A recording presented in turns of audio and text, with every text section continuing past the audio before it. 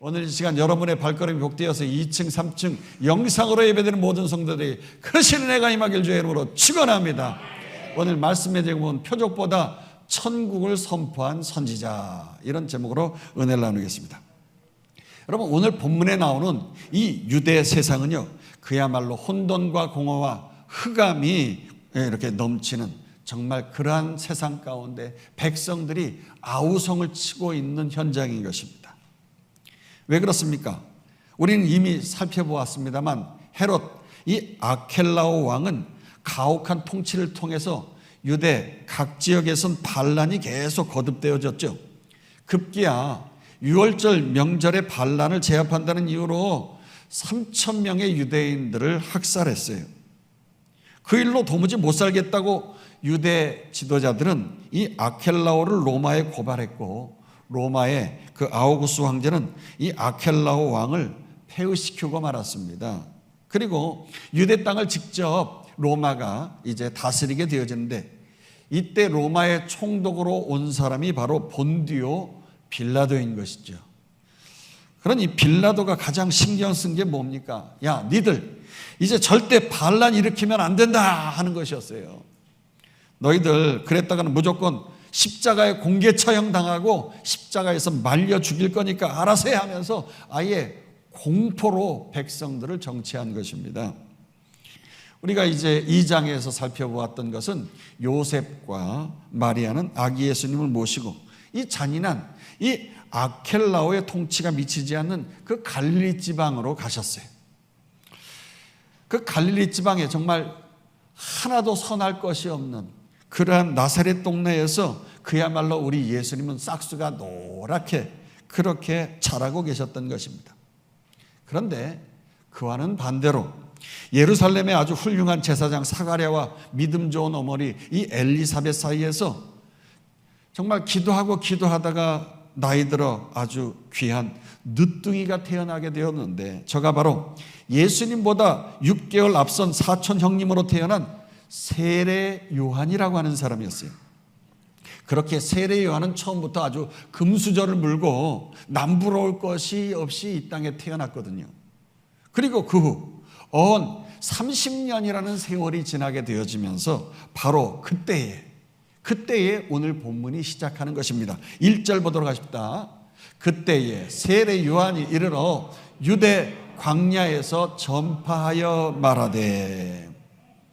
아니, 세례 요한은 멀쩡한 예루살렘을 놔두고 말이죠, 왜 광야에서 말씀을 전한단 말입니까? 게다가 훌륭한 이 제사장 가문에서 태어났으니 자동으로 왕 같은 제사장이 되어지니까 백성들에게 존귀하게 되어지고 영광을 받으면서 살아갈 사람 아닙니까? 그러나 세례 요한은 이미 제사장의 직분이 하나님 말씀과 신앙과는 전혀 상관없이 말이죠, 돈과 인맥과 정치와 권력에 의해서 탐욕적으로 흘러가고 있는 것을 보게 되어진 거예요. 이것을 예루살렘에서 그는 똑똑히 바라보았죠. 그러면서 당시 유대 사회는 사분오열했어요. 사두개파, 사두개인, 열심당원, SNF파 등 이렇게 많은 파당들이 생기게 되어지면서 우리가 권력을 잡게 되어지면 당신들에게 평화를 줄 것입니다, 행복할 것입니다, 아주 각자의 소리를 높였던 것입니다. 그런데 바로 이때 세례 요한은 저 아무것도 없는 그 유대 광야에 간 거예요. 거기에서 하나님의 음성을 듣고 그곳에서 홀로 복음을 전파한 것이죠. 여기서 광야라고 하는 것은 히브리어로 미드바르라고 하는 것인데, 하나님의 그 다바르의 말씀이 들리는 곳이다 라고 하는 것으로 미드바르라고 하는 것이죠. 여러분, 이스라엘 백성들이 광야에서 40년 동안 메마르고 정말 굶주릴 수밖에 없었지만, 거기에서 하나님의 말씀대로 이렇게 해라 저렇게 하라 할 때 그들이 40년 동안 생존하면서 살아가지 않았습니까? 그렇습니다. 바로 하나님의 말씀 없이 사람의 힘으로는 절대 살아갈 수 없는 것이 광야인 거예요. 거기서 세례 요한의 첫 외침은 앞으로 장차 오실 그 예수님의 첫 메시지와 동일한 외침으로 외쳤는데, 2절 계속해서 보도록 하십니다. 회개하라, 천국이 가까웠느니라 하였으니. 이 말은 당시에 아우성 치면서 간절히 선지자의 소리를 기다렸던 유대인들에게는 정말 새 시대의 새 소망의 그 메시지였던 것이에요. 야, 정말 우리가 구약의 그 말라기 선지자가 이제 마지막 예언을 하고 나서 약 400여 년 동안 예언의 메시지가 없었어요. 암흑의 시대라고 하는 시대인데 정말 하나님이 침묵하시면서 그렇게 계셨기에 이스라엘 백성들은 말씀이 목말랐었는데 훌륭한 그 제사장 가문을 통해서 해성과 같이 구약의 그 마지막 선지자를 보내주신 게 분명했던 것이죠. 그래서 지금 로마 나라가 아니라 그의 나라, 그 천국, 하나님 나라에 관한 소리를 외쳐대니까 백성들이 막 흥분하면서 그를 따르게 되어진 것이에요. 처음에는 사람들이 그의 나라, 그 천국이라는 말이 꽂혔는데요. 사실 그 천국, 하나님 나라를 이루기 위해서는 이 선제 조건이 있어요. 그게 뭐냐? 세례 요한은 회개하라 이렇게 말씀했거든요. 그럼 회개란 도대체 뭐냐? 헬라어로 회개는 메타노이아라고 하는 것입니다. 메타는 변화를 말하는 것입니다. 그럼 무엇으로 변화하는 것이냐? 무엇을 변화해야 되느냐? 여기에 보니까 메타와 노이아가 합성어가 되어졌거든요. 이게 노이아라고 하는 마음과 생각이 노이아인데, 그러니까 메타노이아, 마음과 생각을 변화시켜서 하는 것이 회개라는 거예요. 뭐 울고 불고 하면서 하나님 용서해 주세요 하면서 뭐 땅을 치고 후회하고 말이죠. 심지어 에라 모르겠다고 그냥 내 몸 불살라자 해가지고 자살하고 말이죠. 뭐 일본에서 뭐 활복 자살하듯이 뭐 그렇게 죽어 없어지는 거, 그게 회개가 아니라고 하는 거예요. 오히려 그런 우울한 모습이 아니라 참된 회개라는 긍정적인, 즉 새로워지는 것을 말하는 거예요. 마음과 생각이 완전히 변화되어지는 것. 그러니까 로마서 12장 2절 말씀같이 더 이상 이 세대를 본받지 아니하면서, 그러니까 옛사람의 육으로 따라 살지 아니하고 오직 마음과 생각을 새롭게 하는데, 이 마음과 생각, 우리의 영으로서 살아가는 거예요. 그러니까 영은 살리는 것이 영이라고 했어요. 그러니까 주께서 이르신 말씀이 또 영이라고 했거든요. 그러니까 이 하나님께서 주신 영적인 말씀으로 우리의 마음과 생각을 새롭게 하면서 그렇게 되어지면 이 영의 마음과 생각이 변화를 받아서 혼으로 이게 이제 영향력을 미치게 되어지는 거죠. 그러니까 변화된 마음과 생각, 이 혼적인 것을 통하여서 우리의 삶 속에서 열매를 맺으면서 참된 회개가 이루어지는 것입니다. 그러니까 참된 회개라고 하는 것은 어떠한 눈으로 보이는 울고 불고 변화를 가져오는 그런 것만을 얘기하는 것이 아니라 이 영을 통하여서 나의 생각과 또한 육체적인 변화까지도 가져오는 전체적인 전인격의 변화를 얘기하는 거예요. 세례 요한은 바로 이런 전인격적인 회개를 하면서 오실 왕의 길을 준비하라고 했습니다. 그 하나님 나라를 이루실 그 왕의 길을 말입니다. 계속해서 보니까 3절에 이렇게 말씀하고 있죠.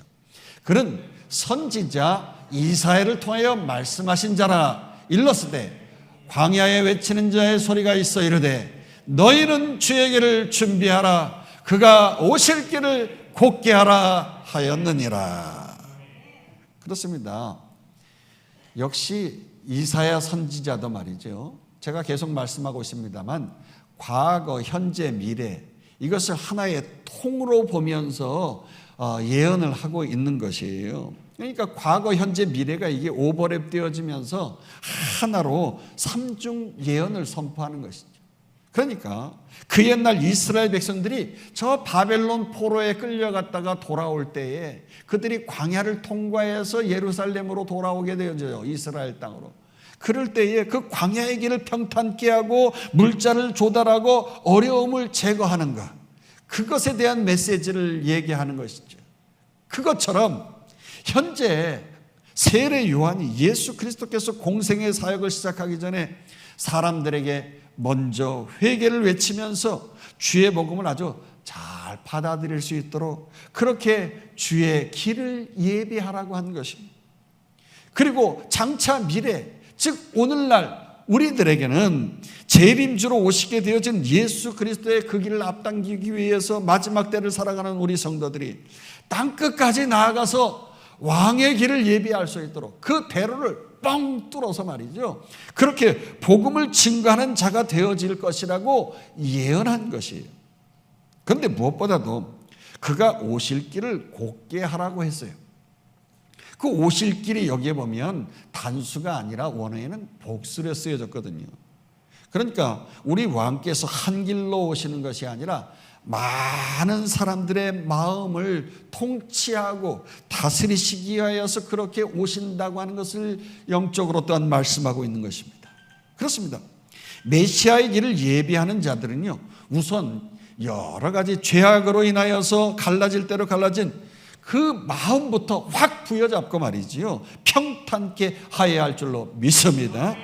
그래서 이해를 돕기 위하여서 이 이사야의 예언의 말씀 40장 3절에서 4절을 한번 읽어보도록 하십시다. 외치는 자의 소리여 이르되 너희는 광야에서 여호와의 길을 예비하라. 사막에서 우리 하나님의 대로를 평탄하게 하라. 곧 골짜기마다 도두어지며 산마다 언덕마다 낮아지며 고르지 아니한 곳이 평탄하게 되며 험한 곳이 평지가 될 것이요. 자, 골짜기처럼 푹 파여진 마음, 열등감, 낮은 자존감을 우선 높게 돋우어야 한다고 하는 것입니다. 이것은 하나님께서 하신 말씀대로 두려워하지 말라. 내가 너와 함께 함이니라. 할렐루야. 너는 내 아들이라. 너는 내 딸이라. 할렐루야. 우리는 하나님의 자녀인 줄로 믿습니다. 이 말씀을 믿고 의지하면서 우리의 부족한 부분을 채워나가야 하는 거예요. 하나님의 자녀는요, 그냥 마음대로 그냥 할 수 있는 거예요. 어저께는 우리 아들 녀석이 제 지갑을 막 뒤지면서 돈을 막 꺼내요. 가만히 쳐다보고 있고, 알아서 네가 가져가든지 말든지. 아니, 남의 자식이 와가지고서 지갑을 막 뒤지고 막 그러면, 아니 왜 그러느냐고 따지겠지만 내 자식 아니에요. 우리는 하나님의 자녀인 줄로 믿습니다. 그러니까 말이죠, 우리의 삶 속에서 부족한 부분들 하나님의 말씀 안에서 우리가 채워져 가는 거예요. 또 높아진 산과 언덕처럼 교만한 마음마다 견고한 진처럼 가로막고 있는 그 마음들, 그 울퉁불퉁하고 고르지 않은 마음마다 겸손케 하시는 주의 말씀으로 파내고 깎아져야 될 줄로 믿습니다. 그 말씀으로 나를 쳐서 복종시킬 때에 우리의 마음의 밭이 평탄하게 되어지는 거예요. 여러분, 뒤틀린 마음, 상처 가운데 쓴뿌리가 돋아나는 마음들은요, 다 제거해야 되지 않겠어요? 말씀으로 부지런히 우리가 바르게 하면서 마음의 길을 잘 닦아나갈 때에 좋은 밭이 되어질 줄로 믿습니다. 그럴 때 미움, 다툼, 시기, 질투가 사라지게 되어져요. 또 불안, 초조, 근심, 걱정으로 인해서 만갈래 갈라졌던 마음들이 하나로 쫙 정리되어지면서 가라앉으면서 그 태산과 같이 막힌 마음들이 여러분 평지와 같이 시온의 대처럼 뻥 뚫려지면서 우리가 쪼복쪼복 힘있게 우리의 삶을 걸어가게 되어지며 주님을 힘있게 맞이할 줄로 믿습니다. 그렇습니다. 하나님이 통치하고 그 주권이 미치는 하나님 나라는 우선적으로 이렇게 여러 길로 갈라진 우리의 마음과 생각, 이걸 우리가 잘 다스리면서 우리 가운데 주의 나라가 임하실 수 있도록 우리의 마음밭을 잘 일군 다음에 그렇게 우리의 마음부터 주님을 맞이할 준비하고 그의 길을 곧게 해야 하는 것이죠. 그리고 나아갈 때 주님이 왕 같은 제사장으로 나의 마음속에 숙하니 나의 마음의 보좌에 딱 앉아 계시면서 우리를 통치해 주실 줄로 믿습니다. 왕이신 그분이 여봐라, 이렇게 해라, 뭘 가져와라 하면은 우리는 이 하면서 주님의 말씀을 따라서 움직여 나가게 되어지는 거예요. 그러니까 내가 나를 통치하고 다스릴 땐 얼마나 힘들어요. 그런데 말이죠, 주님이 시키는 대로 하니까 왕이 다 알아서 해 주실 건데 불편하고 힘든 것도 왕이 알아서 다 제거해 주시면서 갈 것이니까 말이죠. 그러니까 주의 뜻이 이 땅에 이루어질 수 있도록 우리의 영과 혼과 육을 그 말씀대로 뚫고 나올 수 있도록 나는 전인격적으로 주님을 따라 살아가면 되는 줄로 믿습니다. 그의 나라와 그의 통치 속에서 살아가면 우리는 승리하게 될 줄로 믿습니다. 좀 더 정리하면 회개하고 이미 우리 가운데 하나님 나라를 이루며 살아가는 주의 백성들의 참 정체성이 뭐냐? 일단 그 영 안에 하나님의 말씀이 완벽하게 거하면서 통치하고 다스리고 있다고 하는 것이. 그러나 어떻습니까? 영은 완벽한데 내 생각호는 아직 부족하단 말이에요. 왜요? 이 땅은 불완전하기 때문에 불완전한 이 땅에서 살아가는 우리 몸은 생각을 가지고 있기 때문에 천국처럼 완벽하지 않은 불완전한 이 땅, 이곳에서 말씀의 다스림을 받고 살아갑니다만 바울이 얘기한 것처럼 마치 거울을 보는 것과 같이 희미하다, 그런 말씀한 것처럼 말이죠, 불완전한 모습으로 살아가게 되어지는 거예요. 그러나 그럼에도 불구하고 우리는 점점 성화를 이루는 거예요. 거룩함을 이루어가는 사람이 되어야 될 줄로 믿습니다. 이 하나님 나라에서의 그 선명하고 영화로운 모습으로 계속 구원을 이루어가야 되는 거죠.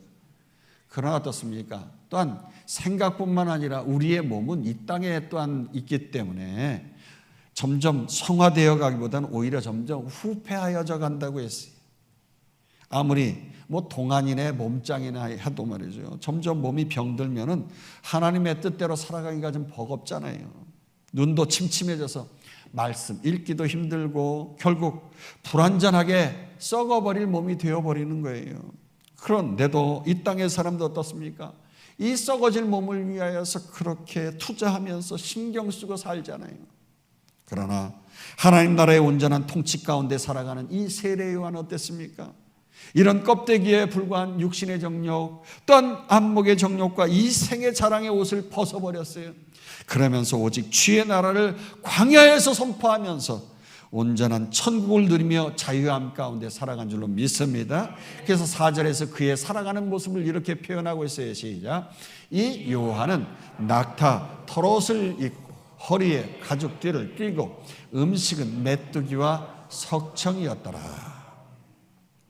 그렇습니다. 어떻게 하면 이 세상에서 잘 먹고 잘 살까? 그래서 이 세상 나라 시스템을 따르고 유행 풍조 따라서 누가 제일 잘 살아가나 하면서 말이죠, 그 잘 살아가는 사람 그거 따라서 말이죠, 나도 저렇게 살아야 되는데 하면서 세상에 노예질하고 주의 길을 예비하기보다 내 성공 가드만을 위해서 이것저것 준비하고 말이죠, 그렇게 세상 헛된 삽질해 가면서 말이죠, 맨날 그렇게 살아가니까 신앙생활이 그 모양 그 꼴인 거예요. 여러분, 우리나라가 세계에서 200등 가는 정말 빈민국에 속했습니다만 G7의 선진국에 오르지 않았어요. 7등 가운데 하나가 되어졌단 말이에요. 그럼에도 불구하고 이렇게 잘 산다고 하는 이 선진국 대열에 올랐는데도 요즘 정말 못 살겠다고, 경제가 어렵다고. 여러분, 세상 나라는요 이렇게 정말 만족감이 없는 가운데 살아갈 수밖에 없단 말이에요. 그러나 세례 요한은 비록 아무것도 없는 광야의 삶을 살아간다 할지라도 그렇게 거친 낙타 옷을 두르고 허리에 가죽띠를 띠고 가장 빈곤한 자들이 먹는다고 하는 그 메뚜기, 그리고 말이죠, 이 석청은 야생꿀이죠. 바위 틈에 이렇게 벌들이 갖다 놓은 그 꿀들, 그것을 먹고 말이죠. 정말 요즘은 자연인이라고 해서 건강을 위해서 먹는 거지만 그 옛날 시절에는요 그냥 없기 때문에 그냥 산으로 들로 쫓아다니면서 잡아서 먹는 거예요. 그 세상 사람들의 주요 관심인 의식주의 생활을 초월한 것이 바로 세례 요한 아닙니까? 하나님 나라와 그의 말씀을 성취시키는 삶을 살아가기 위해서 그렇게 살아갔더니 오히려 그에게 세상 사람들에게 엄청난 영향력을 끼치는 파워풀한 인생으로 쓰임받은 줄로 믿습니다. 어떻게 쓰임받았느냐? 5절에서 6절 보도록 하십시다.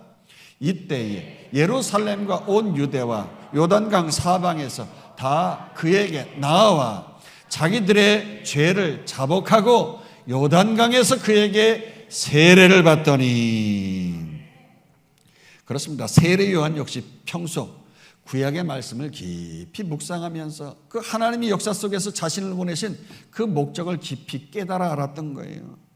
이사야가 예언한 대로, 그리고 그 밖에 말라기 선지자가 예언한 대로 그 왕의 길을 예비하면서 살아가는 증인의 삶을 살았던 거죠.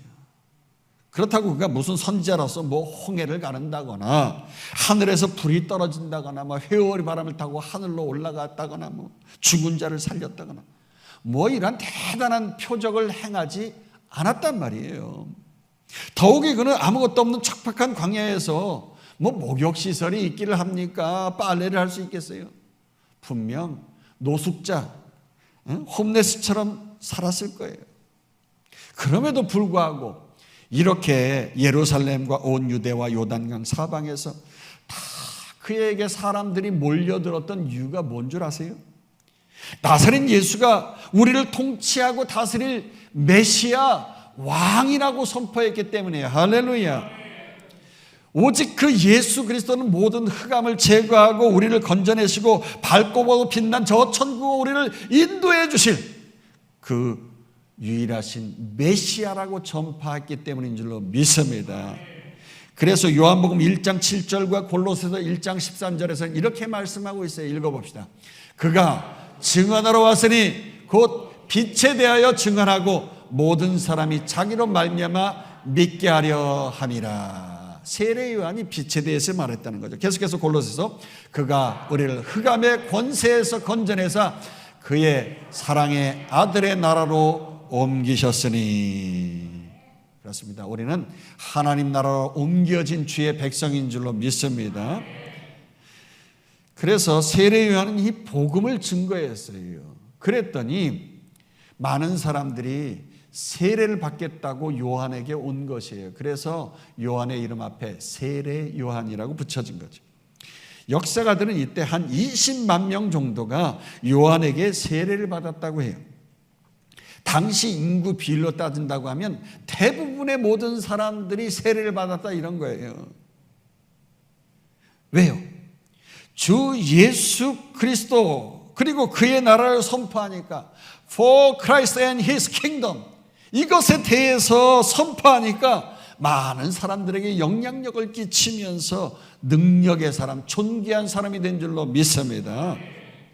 이처럼 여러분 우리도 말세를 살아가는 믿음의 백성들 아니에요. 이사야 선지자가 주의 길을 곧게 하라 했을 때에 그 바벨론의 포로에서 그리고 세례 요한을 통하여서 오늘날 미래를 살아가고 있는 우리들에게 이 말씀이 선포되어졌으니까 말세를 살아가는 우리들에게도 당연히 성취해야 할 예언의 말씀이 있는 것이에요. 할렐루야. 그러므로 우리는 무엇을 먹을까 입을까 걱정하지 말고 천국은 그렇게 먹고 마시는 것에 있지 아니하다고 성경은 말씀했으니까요. 여러분 돈이 없어도 능력이 없어도 얼마든지 우리는 이 땅에서 천국을 누릴 수 있습니다. 할렐루야. 그저 때를 얻든지 못 얻든지 땅끝까지로 복음의 증인으로 살아가게 되어지면 요한이 존귀해진 것처럼 말이지요.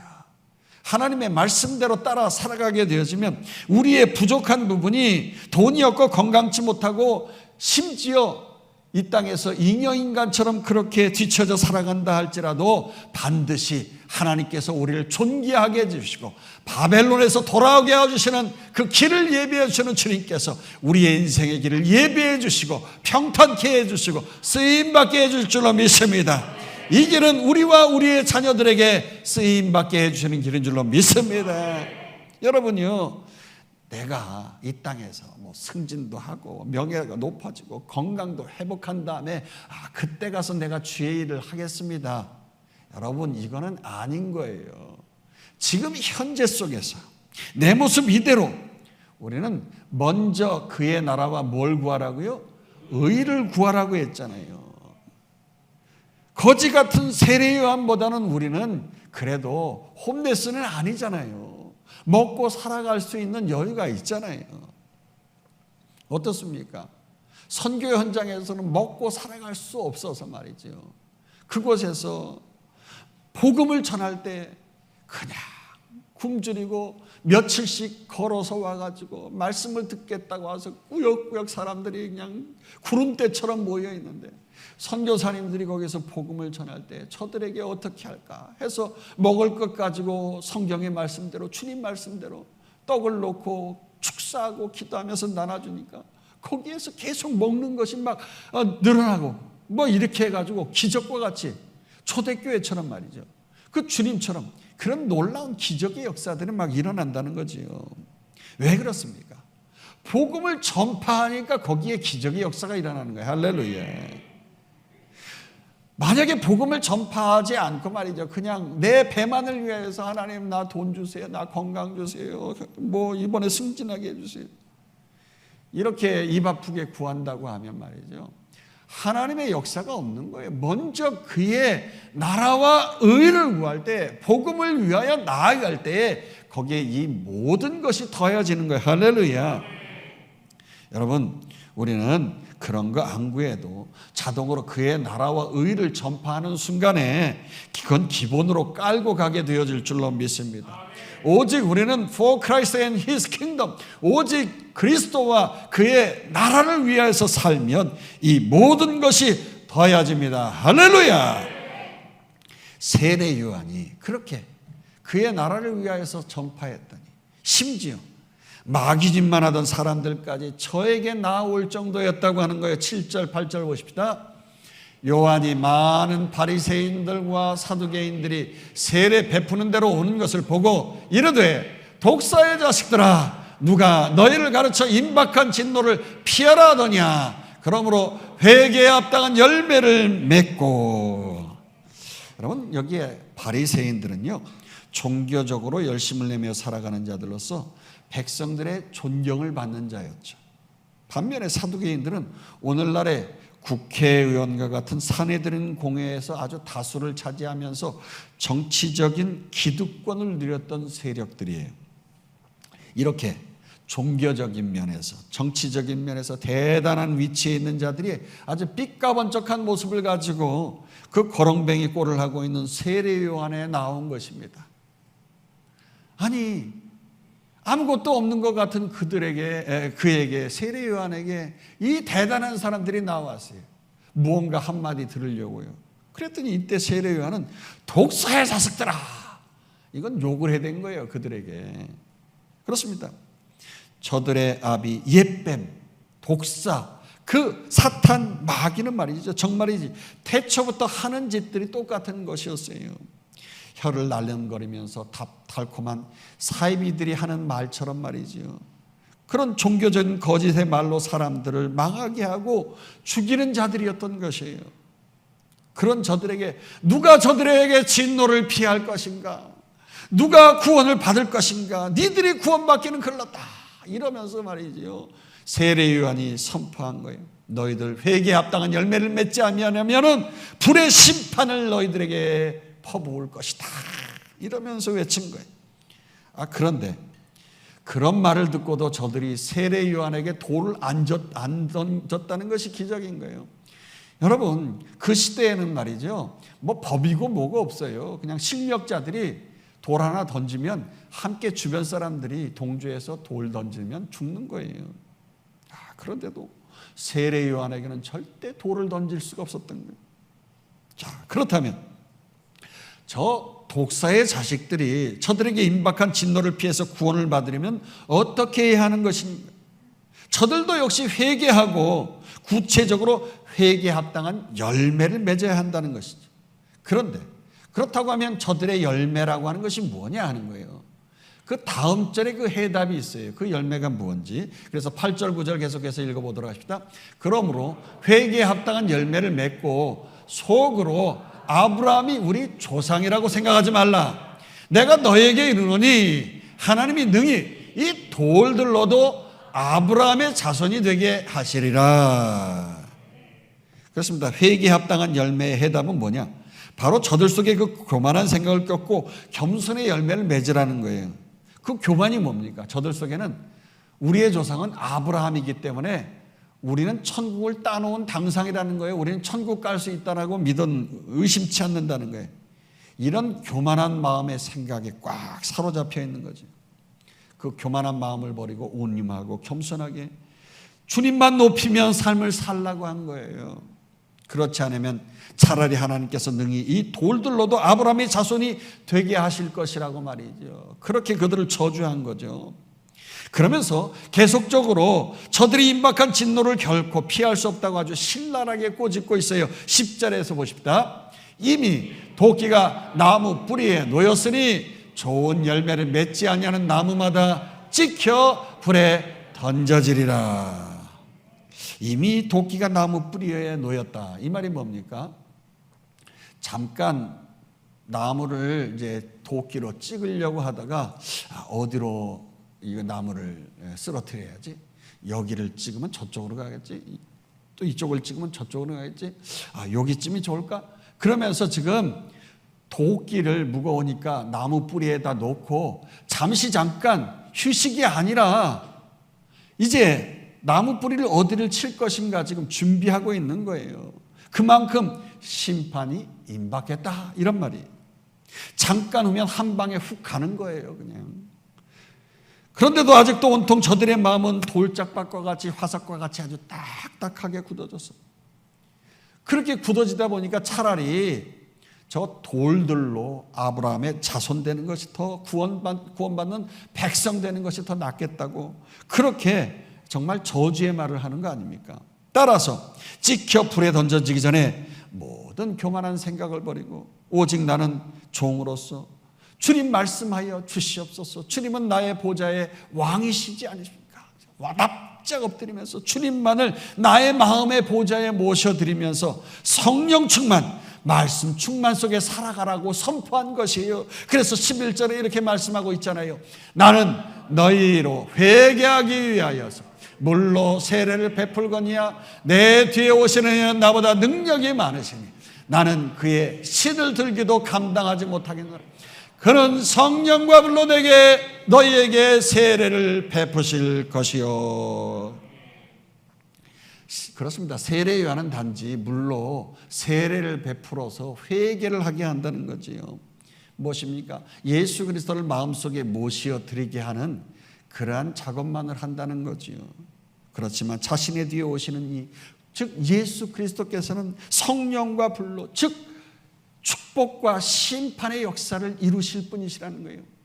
성령의 세례가 무엇입니까? 여러분, 성령의 9가지 열매, 성령의 은사가 있잖아요. 각양의 기적의 역사를 베풀게 되어지는 그 은사들, 이것은 무엇을 얘기합니까? 축복을 얘기하는 거예요.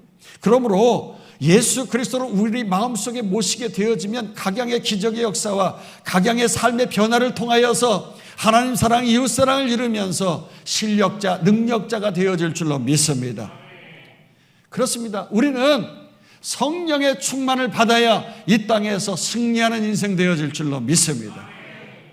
그런데요, 그 왕 대신 그리스도에 비하면 자신은 당시의 종들 중에 종으로서 가장 하층 노예라고 이 세례 요한이 그렇게 고백을 하고 있어요. 그것도 주인의 신발끈을 풀었다 묶었다 옆에서 신발을 들고 대기하고 있는 그러한 정말 노예처럼 말이죠. 겸손히 그렇게 자신은 주님만을 높인다고, 나는 그냥 회개만을 선포하는 사람이라고 그렇게 얘기하는 거예요. 야, 세례 요한이 대단하잖아요. 지금 어마무시한 그 바리새인과 사두개인들까지 와가지고 그 앞에 조아리면서 세례받겠다고 하는데 에헤 하면서 내가 그래도 이 시대에 대단한 사람 아니야. 모든 존귀 영광 자신에게 받으려고 하지 아니하고 주님께 납작 엎드린 거예요. 그러면서 오직 성령의 충만을 받으라는 거지요. 그렇습니다. 말세를 살아가는 우리들에게 성령의 충만함만이 살아가는 그 놀라운 지름길인 줄로 믿습니다. 나를 온전히 불로 태워 주시옵소서. 나의 부족한 부분, 하나님의 은혜가 아니면 살아갈 수 없습니다. 나는 노예와 같으니까 주님 완전히 죽여 주시옵소서. 이 독사의 자식들아 그러면 주님 나는 독사 중에서 살모사 새끼예요 그러면서 말이죠. 그렇게 말이죠. 그냥 낮은 자세를 가지고 살아갈 때에 우리가 능력자가 되어지는 거예요. 할렐루야. 그래 네가 나에게 그렇게 뭐 독사의 자식이라고 하면서 대어들고 말이죠. 그러면 국물도 없는 거예요. 그 순간 우리는 죽는 거예요.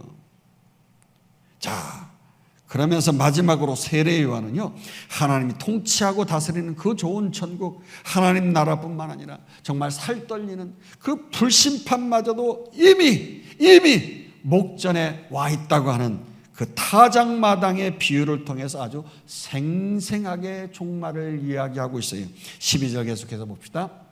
손에 키를 들고 자기의 타작마당을 정하게 하사 알곡은 모아 곳간에 들이고 쭉정이는 꺼지지 않는 불에 태우시리라.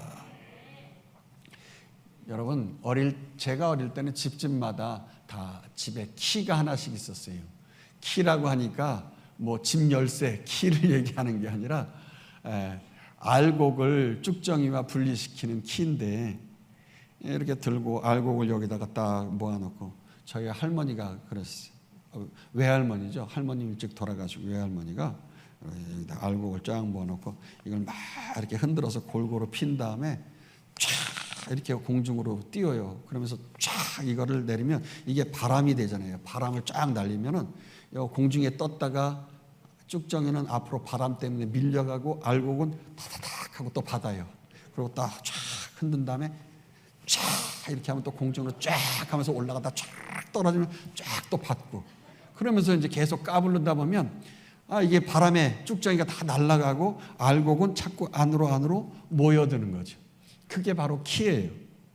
지금 마지막 때에 주께서 손에 키를 들고 성령의 바람을 일으켜서 사방에서 당신의 알곡 신자들을 모으신다는 거죠. 모으고 모아서 곳간으로 들여놓으시는 이 종말의 광경을 보여주고 있는 거예요. 여기서 알곡은 앞에서 언급한 죄를 회개하고 그 회개에 합당한 열매를 맺고 살아가고 있는 삶의 일상의 루틴, 이 루틴의 삶이 영과 혼과 육이 오직 주님을 따라 살겠다고, 이 땅에 하나님 나라를 이루어 보겠다고 힘써 외치고 그렇게 삶을 살아가고 있는 신자들을 얘기하는 거예요. 그 신자들은 늘 겸손하게 주님이 오실 길을 예비하면서 증인으로가 살아가는 사람들을 얘기하죠. 그러니까 뭘 얘기합니까? For Christ and His Kingdom. 예수 그리스도와 그의 나라를 위하여서. NIPC. Not I but Christ. 나는 아니고 나는 온전히 죽어지고 오직 예수님만 영광 받으시옵소서 하면서 그 발 아래 엎드려서 납작 엎드려서 주님의 보좌의 왕같은 주님을 모시면서 말입니다.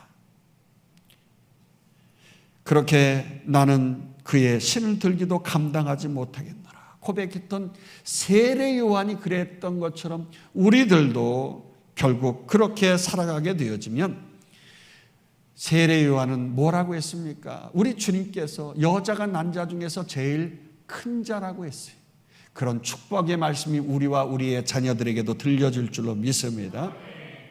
그런데 우리가 언뜻 생각하기에 예수님은 세례 요한을 그토록 대단히 칭찬했습니다만, 그러니까 또 많은 사람들이 저에게 나와서 회개하고 믿고 뭐 세례까지 받아서 뭐 다 대부분의 사람들이 이렇게 세례를 받았으니까 그가 뭐 대단한 기적과 이적을 행했을 것 같은데요.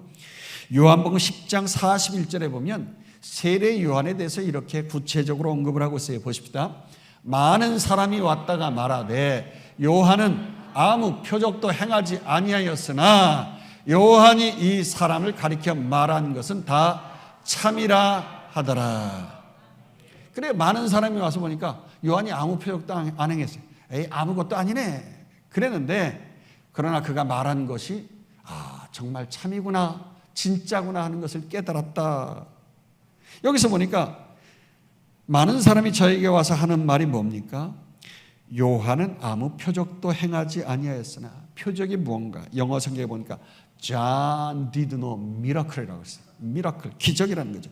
요한은 아무 기적도 행하지 않았다는 거예요. 그래요. 성경의 구석구석을 살펴봐도 요한은요, 어떠한 위대한 표적을 행한 것, 기적을 행한 것이 없습니다.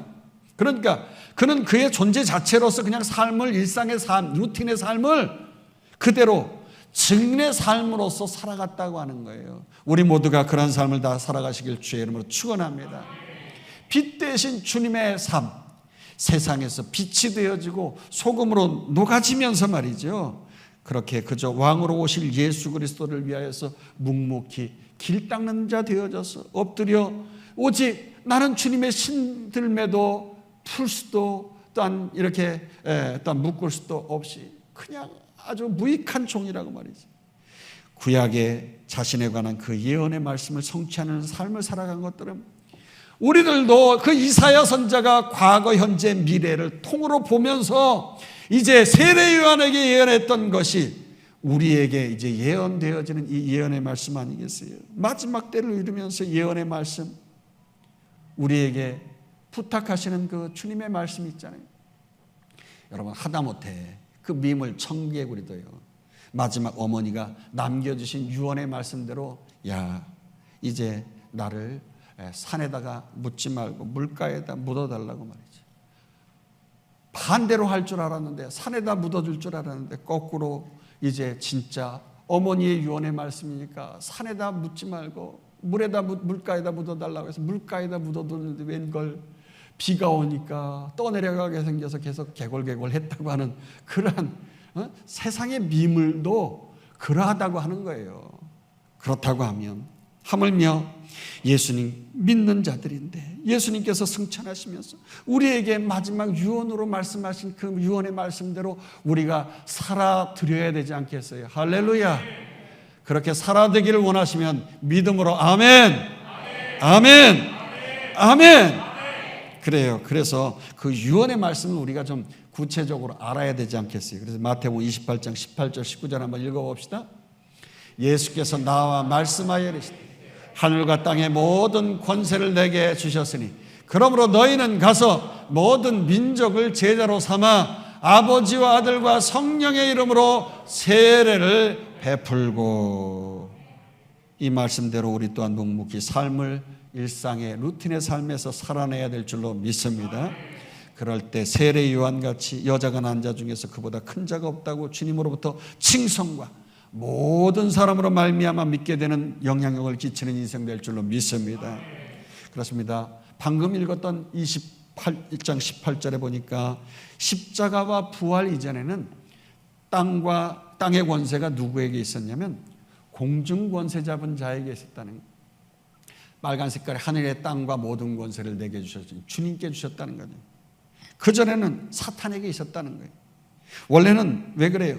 아담에게 생육하고 번성하고 땅에 충만하면서 그 땅을 정복하고 다스리면서 땅의 권세를 주셨잖아요. 그런데 아담이 사탄의 말을 듣고 선악과 따먹으면서 죄를 범한 후에 그 땅 다스릴 권세가 사탄에게 넘어가 버렸어요. 사탄의 말을 듣고 순종했으니까 사탄이 저들의 왕이 되어진 거 아니겠어요? 그래서 땅의 권세가 그들에게 빼앗겨 버려졌어요. 그러나 예수 그리스도의 십자가 부활로 모든 악한 흑암의 권세가 끊어지고 더 이상 우리는 사탄의 종으로서 살아가지 아니하며 자유함을 얻은 하나님의 백성 된 줄로 믿습니다. 할렐루야.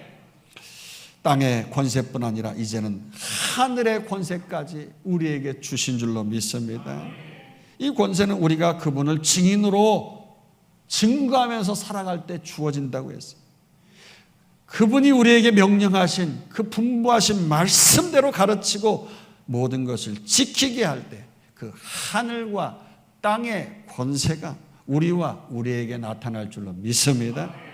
그렇습니다. 우리와 우리의 자녀들은요, 이제 더 이상 내가 스스로 왕되어서 내 앞길 내가 지키고 내가 계획한 대로 내 뜻대로 살아가면 힘들어서 못 살아요.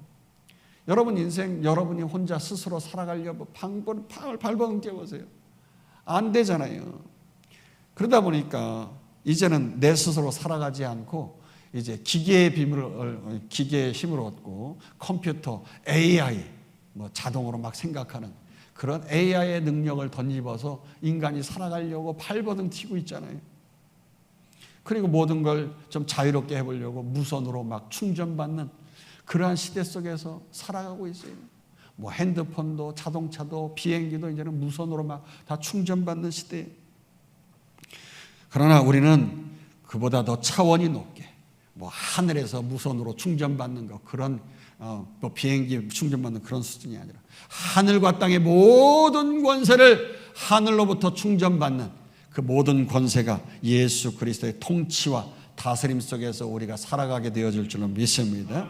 그렇기 때문에 그 기쁨은 그냥 세상에서 얻는 조그만 기쁨이 아니라 정말 하늘과 권세를 다스리시는 주님처럼 우리도 왕 같은 제사장으로 천국을 누리며 살아가게 될 줄로 믿습니다. 여러분, 이 세상 나라는 사회보장제도가 잘 돼가지고서 시스템이 훌륭해서 그렇게 살아가면 행복할 것 같지만요, 절대 그렇지 않아요. 인간은요, 어디서도 만족함을 누리며 살아갈 수 없는 존재라니까요. 왜 그래요? 저 스칸디나비아, 저 북유럽 쪽 나라들은요, 나라가 너무 사회보장제도가 잘 되어 있어요. 그래서 그냥 너무나도 잘 살다 보니까 무슨 하나님 나 좀 도와주세요 그러면서 무슨 신을 찾을 필요도 없고 누구를 따를 것도 없는 거예요. 그저 사회보장제도로만 살아가면 얼마든지 행복하게 해주니까. 그러다 보니까 저들에게는 무엇이 생겼습니까? 무신론자들, 세큘라들이 그냥 엄청 생기는 거예요. 뭘 얘기합니까? 저들의 마음의 보좌에 참되신 왕의 통치가 없어요. 그러다 보니까 뭘 먹을까 무엇을 입을까 그냥 늘 그냥 고민치 않고 그냥 갖다 주는 데는 먹고 마시고 자기 배 두드리고 살아가다 보니까 이제는 올라가는데 더 이상 올라갈 데가 없어서 만족함이 없는 거예요. 그러다 보니까 허무하고 허탈해가지고 전 세계에서 자살률이 제일 높다는 나라가 그쪽 나라들 아니에요. 근데 어느 순간 우리나라가 그 1등을 꿰찼다는 거 아니겠어요? 왜요? 갑자기 저 200등에서 7등으로 올라가는 그 나라 그룹에 올라가니까 말이죠. 그냥 옛날에 우리 부모님들 세대는 주님 도와주세요.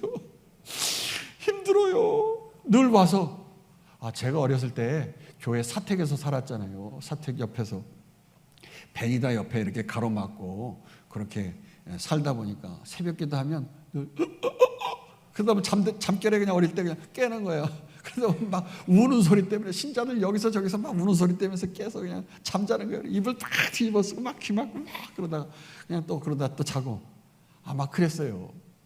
그 시절에는 정말 하나님 도와주시지 않으면 살 길이 없었습니까? 저 200개 나라 가운데밖에 안 되는 저는 저 밑바닥 인생이었는데요. 그런데 이제는 세계에서 높다고 하는 정말 잘 산다고 하는 이런 나라가 되니까 어때요? 높고 높은 자리에 올라가니까 이제 자기가 왕이 되어지니까 이제 더 이상 올라갈 데가 없어가지고. 여러분, 그래요. 어쨌든 우리는 오직 필요한 것은 무엇입니까? 하나님 나라가 임하는 것인 줄로 믿습니다. 내가 왕이 되면 인생 망하는 거예요. 내가 왕이 되면 더 이상 올라갈 자리가 없으니까요. 그러나 나의 왕은 오직 주님이십니다.